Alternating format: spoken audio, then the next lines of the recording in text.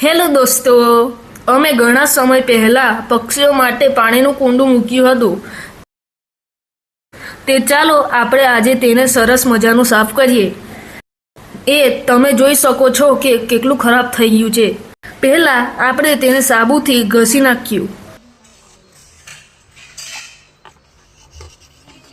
અને પછી કૂચાથી થોડું સાફ કર્યું.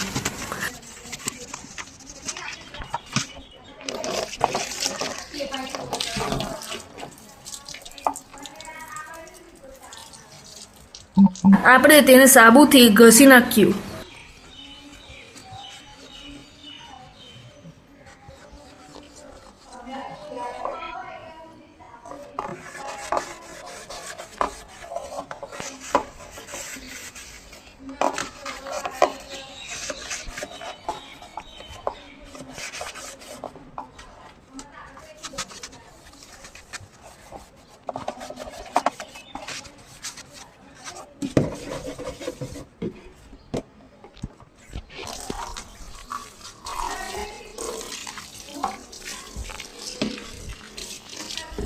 હવે તમે દેખી શકો છો કુંડું કેટલું સરસ દેખાય છે.